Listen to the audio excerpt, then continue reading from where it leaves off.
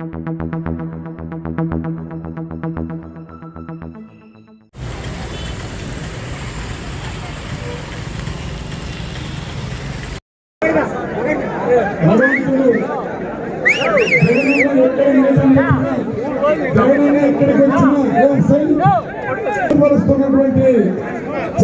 సృష్టించిన వ్యక్తి జగన్మోహన్ రెడ్డి గారు. ఈరోజు జగనన్న గాలి రామచంద్రారెడ్డి మన వెనకాల ఉండే మంచి జరుగుతుంది.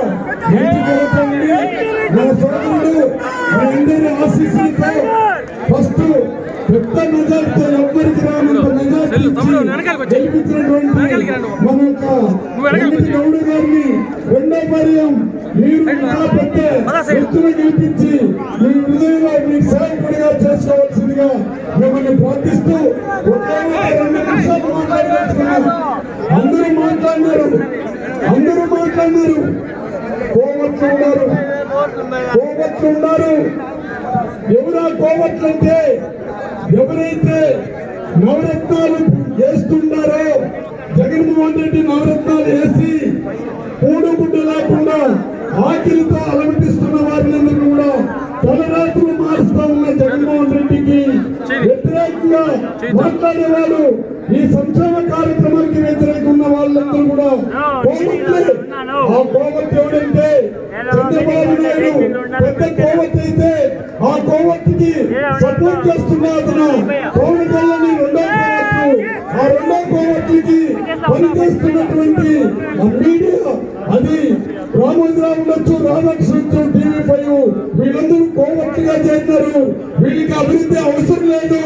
వీళ్ళు కేవలం కోవట్లుగా పనిచేస్తూ వారి పబ్బను పెట్టుకునేదానికి ప్రయత్నం చేస్తున్న కోవట్టు మాటలు మీరు వినకూడదు. వాళ్ళు రాసే రాతలు కూడా ఈనాడు చదవద్దండి. అభివృద్ధి నిరోధక శక్తి ఈనాడు. ఆయన మాట్లాడినాడు ఈనాడు. ఒకే 1 నిమిషం రామోజీరావు మాట్లాడినాడు.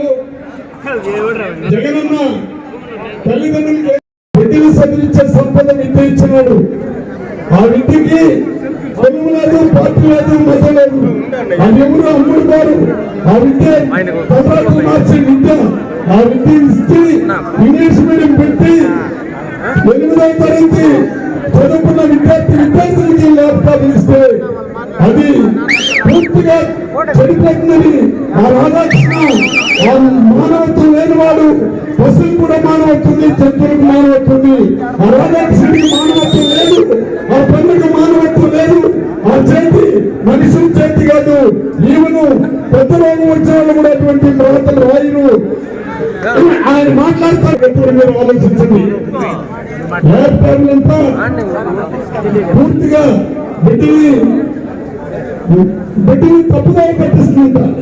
అయ్యా రామోజీరావు, నీకు జ్ఞానం ఉందో లేదో, నువ్వు ఏ విధంగా పుట్టి పెరిగినావో, ఏ విధంగా జనాలకి నీ పత్రికలు తీసుకొచ్చి వదులుతున్నావో నాకు తెలియదు. కానీ ఒకటి మాత్రం ఆలోచించు. ల్యాప్టాప్లు అనేది కేవలం మ్యాథ్స్, సైన్స్, కెమిస్ట్రీ మంచి సైంటిస్టులు తయారు చేసే ల్యాప్టాప్ నుండి ల్యాప్టాప్ సంబంధించింది వ్యతిరేకమైన భావాలు లేకుండా ప్రతి కుటుంబాన్ని కూడా ఏమార్చే ఆలోచన లేకుండా రకరకాల వ్యభిచారాలు చూపించేది కాకుండా ల్యాప్టాప్ కేవలం విద్యావంతులకు సంబంధించినటువంటి ల్యాప్టాప్ అది విద్యను తీసుకుని వస్తున్నది. దానికి ల్యాక్ మాదిరిగా కూడా బీగాల మాదిరి కూడా వేసేదానికి కేవలం చదువునే దాన్ని చూపిస్తున్నది. అటువంటి ల్యాప్టాప్ జగనన్న ఇస్తే వీళ్ళ బిడ్డలు మాత్రం ఇంగ్లీష్ మీడియం చదవాలా. జగనన్న ఇచ్చిన ల్యాప్టాప్ పనికిరాదంటే నిజంగా రామోజీరావు, మళ్ళీ చెప్తున్నా రామోజీరావు నీకు భయపడినారు.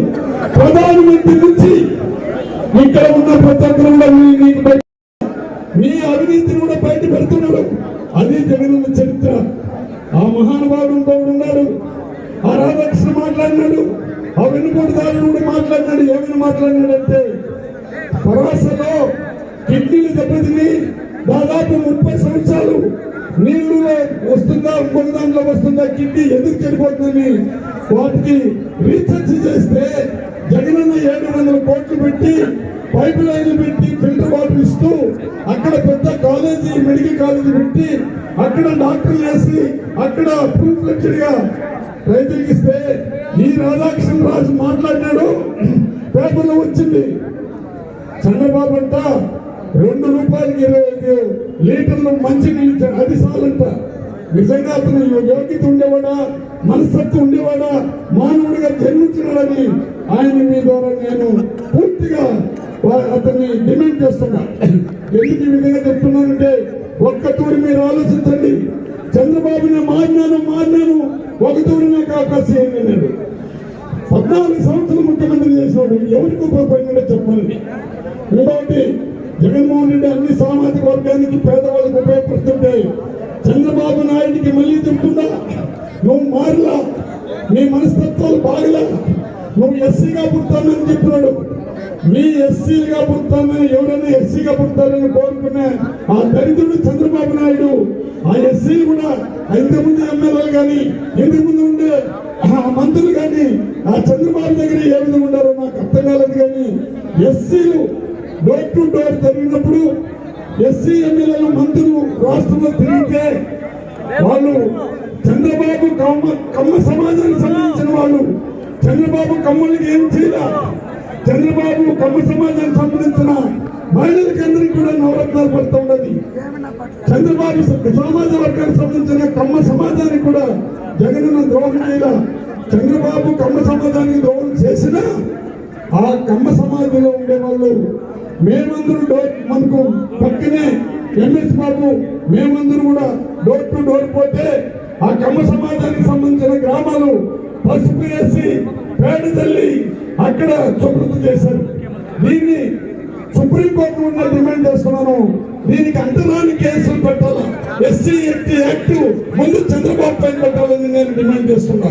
కానీ తెలుగుదేశంలో ఎమ్మెల్యేగా ఎస్సీ పోతే వాడు పనికి వస్తాడంట. వాళ్ళకి వైఎస్ఆర్ పార్టీ అభివృద్ధి చేసే కార్యక్రమాలు చేస్తే వాళ్ళు పనికి రావాలంటారు. ఇంకా ఈ వర్షం కూడా మీ అందరి యొక్క చల్లని దీవెనలు కూడా మనం వెంకయ్య గౌడ్ గారికి ఇచ్చి మనకందరికి కూడా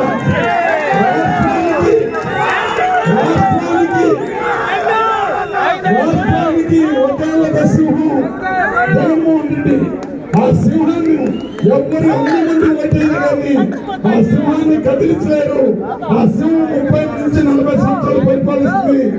ఆ సింహం అడుగుతాడో వేస్తూ అన్ని నియోజకవర్గంలో జగనన్న నిలబడుతున్నాడు.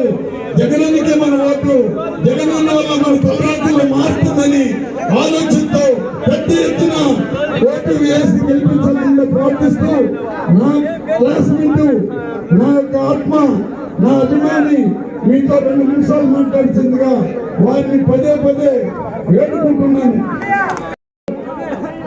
ముఖ్యంగా ఎస్సీ ఎస్టీ బీసీ మైనారిటీల దేవుడు ఎవరైనా ఉన్నారంటే ఆంధ్రరాష్ట్ర ఒక ముఖ్యమంత్రి జగన్మోహన్ రెడ్డి దేవుడుగా ఆయన అడుగుదారుగా మేమంతా నడుస్తున్నాము. మీకు అందరికీ తెలుసు తెలుగుదేశంలో ఉన్న వాళ్ళు ఎవరున్నారంటే బాబు ఉన్న వాళ్ళంతా నీతి లేని వాళ్ళు కాబట్టి జగనన్న మాట్లాడుతున్నారు. అలాంటి వారి మాట మీరు నమ్మకం నేను చెప్తున్నాను. దానికి నిదర్శనం ఏమంటే ఇక్కడ జగనన్న ఆశీస్సులతో ప్రాణి గుర్తుపైన గెలిచిన అమర్నాథ్ రెడ్డి మంత్రి అయిన తర్వాత సిగ్గులప్పన తెలుగుదేశానికి వెళ్ళిపోయి చంద్రబాబుతో మంత్రి తీసుకున్నారంటే అలాంటి వాళ్ళు మళ్ళీ ఓట్లు అయ్యారు.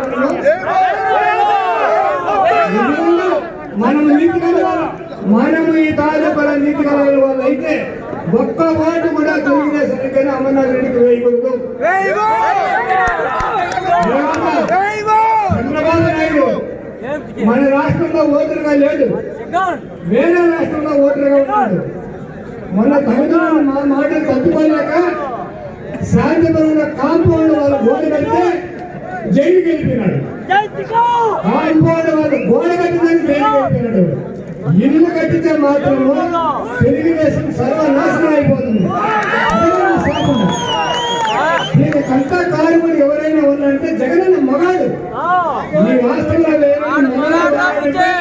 నీతి కలిగిన వాడు ఉన్నాడంటే రాజశేఖర కొడుకు జగన్మోహన్ రెడ్డి ఒక్కడే ఉన్నాడని చెప్తున్నాడు. ఆయన అడిగిన వల్ల మనమందరూ రేపు జరగబోయే ఎన్నికల్లో 175 ఓట్లు సీట్లు గెలిపిస్తే 175 సీట్లు గెలిపించాలి. రేపు జరగబోయే ఎన్నికల యుద్ధము పేదవారికి పెద్దవాళ్ళకు యుద్ధం జరుగుతుంది కాబట్టి ఆ యుద్ధంలో పేదవాళ్ళు ఎస్టీ ఎస్సీ బీసీ మైనారిటీ అందరూ కూడా ఏకదాటిగా ఓట్లేసి ముఖ్యంగా మహిళలు వెనుకబడిన వర్గాలు జగన్ అభిమానులందరూ సానుభూతపై ఓటేసి 170 సీట్లు గెలిపించిన రోజు మనం జగన్కి న్యాయం చేసిన వాళ్ళు అవుతాం. కాబట్టి ఇప్పటికే చాలా కాలాతీతం అయిపోయింది కాబట్టి ఎక్కువ మంది మాట్లాడినారు కాబట్టి రేపు జరగబోయే ఎన్నికల్లో వెంకయ్య గారిని అత్యధిక మెజారిటీతో గెలిపించి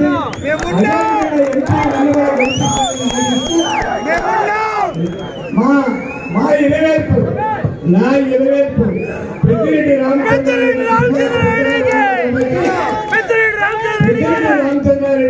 కుప్పానికి ఇన్ఛార్జిగా ఉన్నాడు కాబట్టి కుప్పంలో ఖచ్చితంగా భర్తను అత్యధిక మెజారిటీ ఎమ్మెల్యేగా మనమందరూ ప్రాణభూతమైన ఓటేయాలని మరీ వారు ప్రార్థిస్తూ మనందరూ జగన్ మరొకసారి సీఎం జగన్